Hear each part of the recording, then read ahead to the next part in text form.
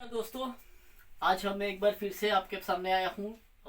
जैसा कि हम लोगों ने डिस्कस किया था एक बहुत ही डिमांडिंग प्रोडक्ट के बारे में, पर्सनल लोन के बारे में, बिजनेस लोन के बारे में मैं पूरा एक सीरीज बनाने वाला हूँ। Personal loan, business loan, home loan, mortgage loan. जिन लड़कों की जो यंग है हमारे, जिन्होंने क्वालिफिकेशन पूरा कर लिया है, जिनके पास नौकरी नहीं है, क्योंकि आपने पढ़ाई तो की है, क्वालिफिकेशन तो लिया है, पर स्किल नहीं लिया है, स्किल डेवलप नहीं किया है। तो आपके पास अगर स्किल आता है तो आप कहीं पर भी नौकरी कर सकते हैं। तो दोस्तों, आज हम बात करने वाले हैं बिजनेस लोन के बारे में। और उससे पहले कि जैसे कि लास्ट सेशन में मैंने बताया था कि फ्लैट रेट ऑफ इंटरेस्ट और रिड्यूसिंग रेट ऑफ इंटरेस्ट होता क्या है, तो पहले हम वो समझ लेते हैं कि फ्लैट और रिड्यूसिंग रेट ऑफ इंटरेस्ट होता क्या है।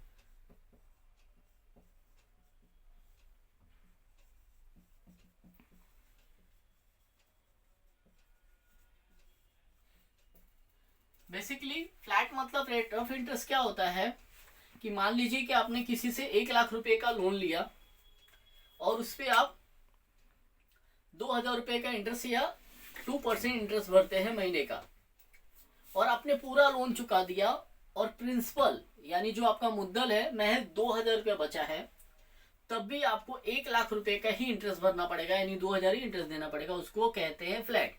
यानी भले आपका मुद्दल या प्रिंसिपल जो है, आउटस्टैंडिंग अमाउंट है जो है, वो चाहे जो भी हो, चाहे 1 लाख हो या 50,000 हो या 20,000 हो, पर इंटरेस्ट आपको 1 लाख का ही भरना पड़ेगा। उसको कहते हैं flat rate of interest. Reducing rate of interest ये होता है कि मान लीजिए कि आपने 1 लाख का लोन लिया और आपने लगभग उसमें 80,000 भर दिया, तो आपको जो रेट ऑफ इंटरेस्ट चार्ज होता है रिमेनिंग अमाउंट पे चार्ज होता है। यानी जो भी आउटस्टैंडिंग अमाउंट होता है, जो भी प्रिंसिपल अमाउंट होता है बचा हुआ, उस पे चार्ज होता है। यानी अगर 20,000 बचा है तो 20,000 पे ही इंटरेस्ट चार्ज होगा।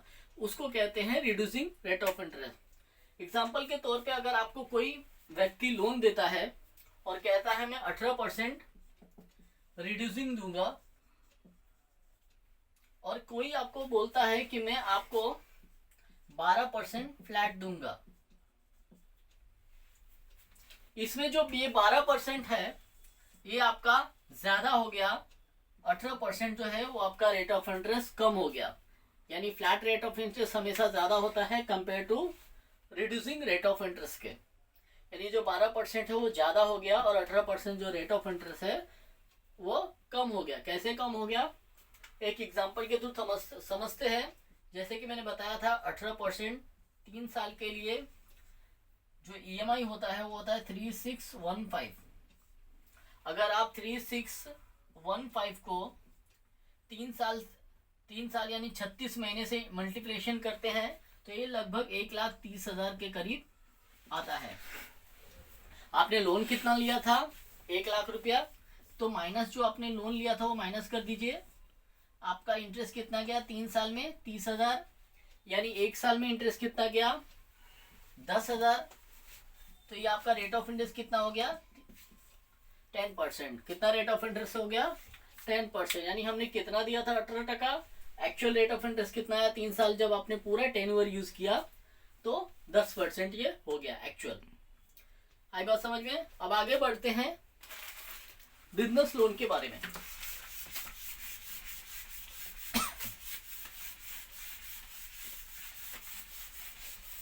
बिजनेस लोन किसे दे सकते हैं और उसकी क्या मिनिमम पॉलिसी है, आज हम सीखेंगे। एक बात ध्यान रखिए, जो भी मैं पॉलिसी बता रहा हूँ वो मिनिमम पॉलिसी है। अलग अलग बैंक, अलग अलग एनबीएफसी के अलग अलग पॉलिसीज होती हैं जिसके हिसाब से वो फंडिंग करते हैं, पर आज हम यहाँ पर मिनिमम पॉलिसी की बात करेंगे। तो सबसे पहले कंडीशन क्या कहते हैं, क्या क्या होना चाहिए। पहला कंडीशन होता है कि एक बिजनेसमैन के पास कुछ ना कुछ बिजनेस होना चाहिए। अब बिजनेस किस तरह का होता है, एक होता है सर्विस इंडस्ट्री,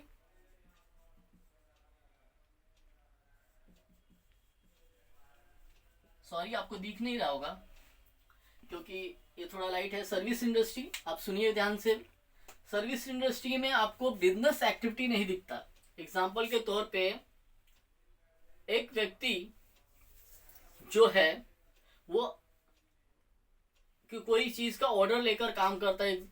मान लीजिए कि कोई व्यक्ति है वो इंटीरियर का काम करता है, ऐसे व्यक्ति का इंटीरियर का जो काम करता है, घर पे दूसरे के घर पे जाके प्लाई वगैरह से जो फर्नीचर वगैरह का काम करता है, अगर ऐसे व्यक्ति के घर पे जाएंगे तो आपको, या ऑफिस में जाएंगे तो एक्टिविटीज नहीं दिखेगा, क्योंकि वो अपने ऑफिस में या घर पर वर्किंग नहीं करता। वो कहाँ करता है? साइट पे वर्किंग करता है, सर्विस प्रोवाइड करता है। इलेक्ट्रिशियन, ये क्या है? सर्विस प्रोवाइडर है। केबल ऑपरेटर, ये क्या है? सर्विस। ऐसे लोगों के एक्टिविटीज दिखते नहीं है, हम पेपर के बेस पे इनको क्या करते हैं? फंडिंग करते हैं। सेकंड आता है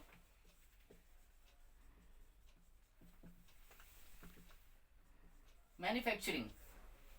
अब मैन्युफैक्चरिंग मतलब क्या? किसी चीज को मैन्युफैक्चर करता है, बनाता है बंदा, तो उसको मैन्युफैक्चरिंग इंडस्ट्री कहते हैं। तीसरा ट्रेडर। ट्रेडर्स मतलब आपके दुकान वाले, जो भी आपके शॉप वाले होते हैं, दुकान वाले होते हैं, उनको हम फंडिंग करते हैं। पहला सर्विस इंडस्ट्री, मैन्युफैक्चरर और ट्रेडर्स, ये 3 सेगमेंट पे हम बिजनेस को डिवाइड करते हैं और इन्हीं के हिसाब से फंडिंग करते हैं। अब आते हैं इनकी बेसिक पॉलिसी। जो पहला पॉलिसी है, तो एक उसका बिजनेस होना चाहिए, मतलब बिजनेस लोन दे रहे हैं तो सिंपल सा लॉजिक है, उसके पास कोई ना कोई बिजनेस होना चाहिए। फर्स्ट पॉलिसी है रेसी, यानी घर और ऑफिस या और फैक्ट्री।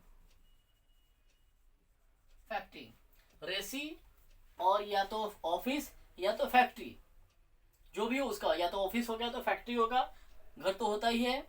इन तीनों में से एक खुद का होना चाहिए, यानी उसके पास या तो घर या तो ऑफिस, दोनों में से खुद का होना चाहिए। One should be owned.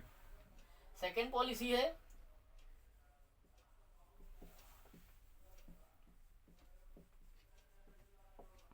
Business should be 3 years old. कितना पुराना होना चाहिए? कम से कम 3 साल पुराना होना चाहिए। बिजनेस कम से कम 3 साल पुराना होना चाहिए, यानी नया बिजनेस जो अभी भी स्टार्टअप किया है उसको लोन नहीं मिलेगा। किसको मिलेगा? जिसको 3 साल का अनुभव है बिजनेस में। और ये कैसे पता चलेगा?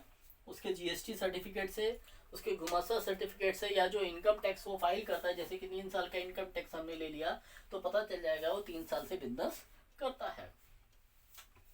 Third condition, turnover 1 CR,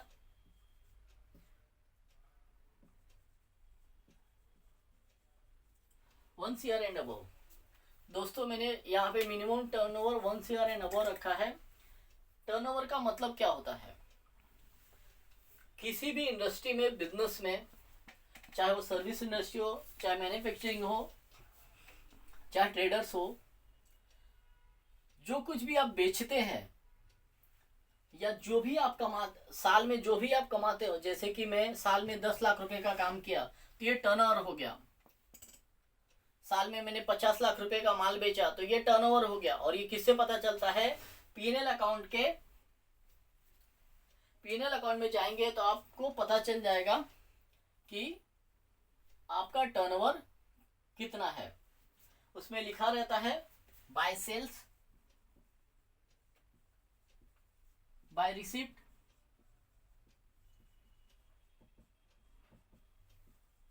bye service fee, by professional फी,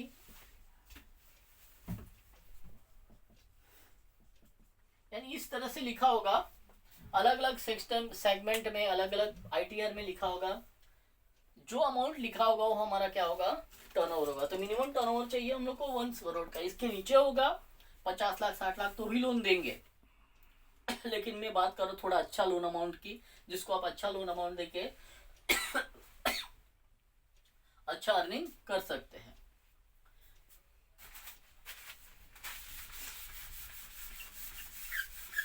अब बात करते हैं हम चौथा पॉइंट, जीएसटी। जीएसटी ये कंपलसरी है, जिसका 1 करोड़ का टर्नओवर है उसके लिए जीएसटी जो है कंपलसरी है। 40 लाख के ऊपर जिसका भी बिजनेस चाहता है उसका जीएसटी कंपलसरी है। तो पहला कंडीशन क्या है? घर या ऑफिस दोनों में से खुद का होना चाहिए। सेकंड कंडीशन 3 साल पुराना बिजनेस होना चाहिए।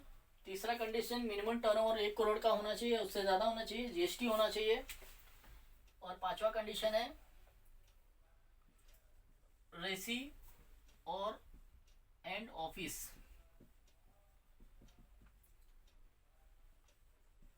Both should be at different place.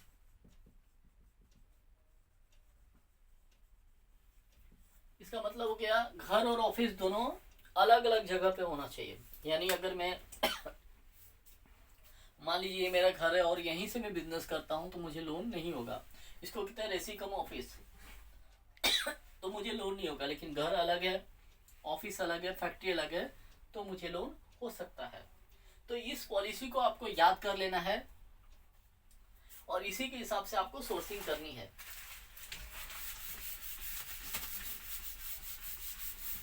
अब आते हैं डॉक्यूमेंटेशन के बारे में। बिजनेस लोन के लिए क्या क्या पेपर लगते हैं।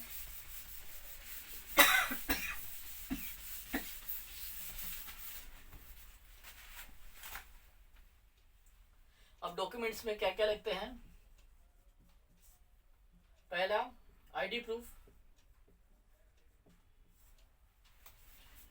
आईडी प्रूफ में क्या क्या लगता है। पैन कार्ड कंपलसरी होता है, किसी भी कस्टमर का पैन कार्ड प्लस आधार कार्ड। ये दो डॉक्यूमेंट्स मैंडेटरी है, कंपलसरी है, ये दो डॉक्यूमेंट्स तो लगेंगे ही लगेंगे। सेकेंड आता है रेसिडेंस प्रूफ।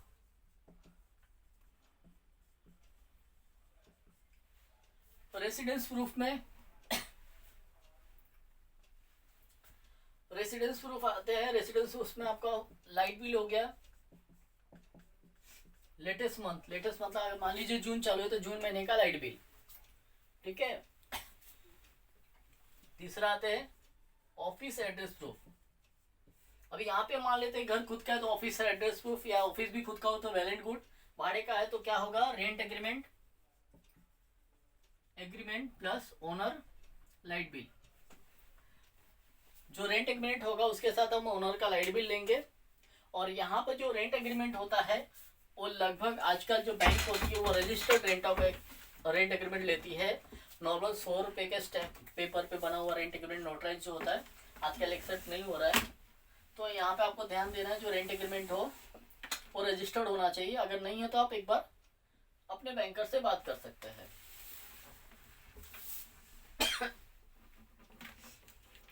अब आते हैं बिजनेस प्रूफ।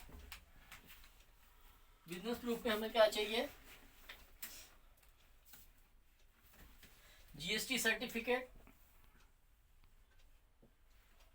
जीएसटी सर्टिफिकेट चाहिए, या तो जीएसटी सर्टिफिकेट तो कंपलसरी है, गुमासा चाहिए। गुमासा लाइसेंस मुंबई थाने नवी मुंबई में गुमासा लाइसेंस भी होता है, अलग अलग शहरों में इसको अलग अलग नामों का शॉप स्टेब्लिशमेंट सर्टिफिकेट इसको कहा जाता है। अलग अलग स्टेट अलग अलग राज्यों में अलग अलग गवर्नमेंट का दाखला होता है या फिर एविडेंस होता है। तो इस हिसाब से हम मान के चलिए कि जीएसटी ले लेंगे। इसके बाद क्या लेंगे हम उनसे, आईटीआर क्या लेंगे, इनकम टैक्स रिटर्न फाइल। और आईटीआर में क्या क्या होता है वो हम नेक्स्ट सेशन में डिस्कस करेंगे कि आईटीआर में क्या क्या होता है, कैसे आईटीआर चेक करते हैं। तो इनका आईटीआर लेंगे और कितने साल का लेंगे, 3 इयर्स का। 3 इयर्स का कंप्लीट आईटी फाइल लेंगे जिसमें कॉम्पिटिशन ऑफ इनकम होगा, पीएनएल अकाउंट होगा, बैलेंस शीट होगा, ठीक है, और एक्नॉलेजमेंट कॉपी होगा। ये सारा पेज चीज हम लेंगे। उसके बाद फाइनल आता है बैंक का स्टेटमेंट।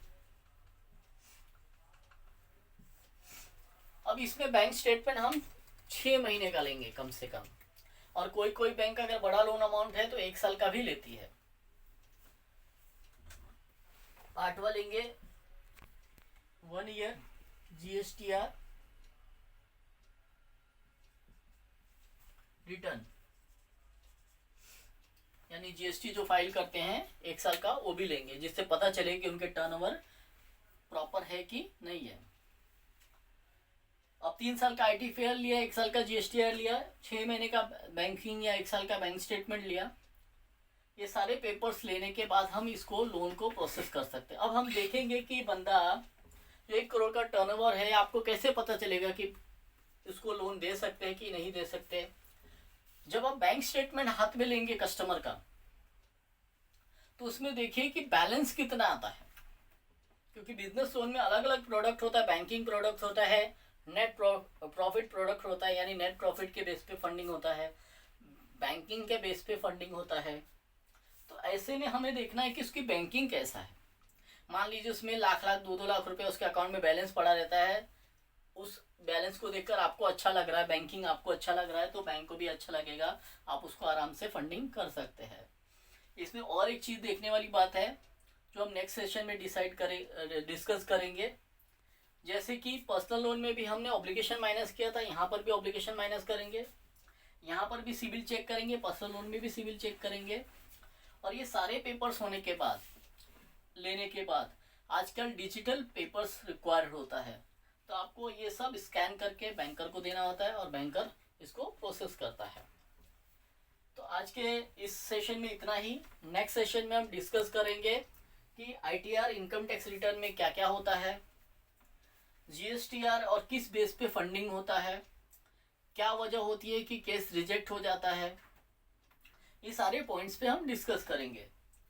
लेकिन एक बात याद रखिए, इस डॉक्यूमेंटेशन को आपको दिख नहीं होगा, लेकिन आपने मेरी बात ध्यान से सुनी होगी, तो उसको लिख के रखिए, आप इसको याद कर लीजिए, और जब भी आप बैंक में जाते हैं इंटरव्यू के लिए, तो आपको थोड़ा बहुत इसका नॉलेज होगा, क्योंकि आपने पढ़ाई कर ली है, क्वालिफिकेशन हासिल कर ली है, लेकिन ये स्किल आपको आ गया तो कहीं पर भी आप नौकरी कर सकते हैं या खुद का व्यवसाय कर सकते हैं, लेकिन ये चीज़ आपको आनी चाहिए। और हम लोग इसको सोर्सिंग कैसे करेंगे, मतलब कस्टमर कहाँ से आप लाएंगे, ये भी बताऊंगा मैं आने वाले वीडियोस में। एक एक करके हम सारे पॉइंट्स डिस्कस करेंगे, एक एक पॉइंट्स में क्लियर करूंगा, ठीक है? तो आप कंटिन्यू बने रहिए और आने वाले वीडियोस भी देखते रहिए।